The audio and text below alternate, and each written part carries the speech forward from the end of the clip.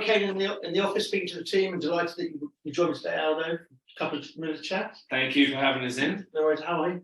Good, thank you. Listen, we're working with you for a while now, and we love listening to you speak. But tell us about your experience. What's the most exciting thing you've done? How do you choose what you're going to do next? That is a good question.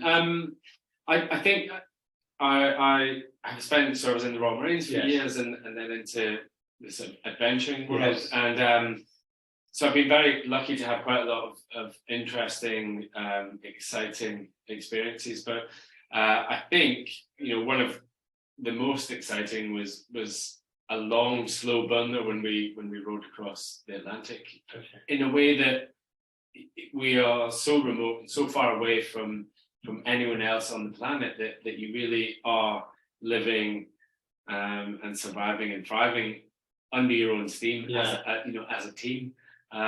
So yeah, I feel incredibly lucky with what I've done and have quite a few trips that I can pick and choose from that have been quite exciting.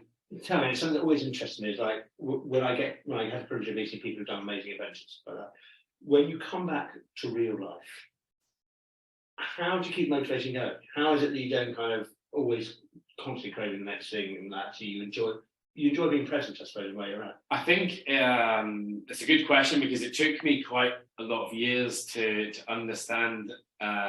After a trip, I felt quite low and quite blue, and it was only sort of in the last 4 or 5 years I realised that it was the come down from the trip. And when you're doing 8, 9, 10 sort of, I guess once in a lifetime trips or expeditions in a year, it's quite hard for you to mentally process, and you get into the way of just parking it. You've done this amazing thing, we spent 4 weeks paddling a river that's never been paddled before in the Amazon. You come back, sort your kit out, go to the Arctic, and you do something up there, you're climbing, or I'm working on another shoot.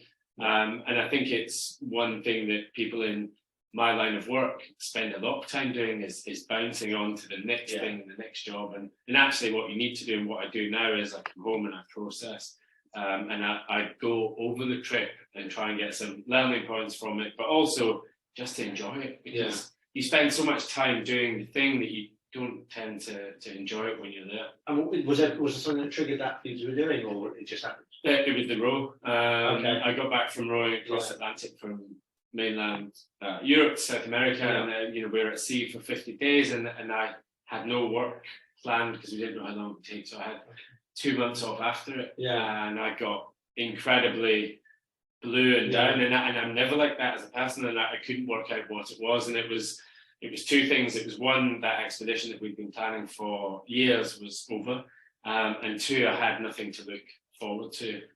So it was a very good learning point. And tell me, when you're in a room with people speaking, and you're telling these amazing stories, and we all feel we want to be you, etc. What are the key things you're looking for them to take out of the experience?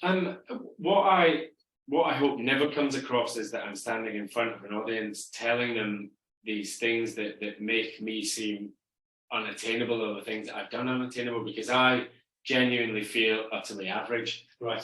The same as everyone else. I probably have a touch of imposter syndrome. But ultimately, what I would like people to take away from all of my talks and my messages is the fact that they can implement the lessons that I've learned in extreme environments are directly transferable into everyday life.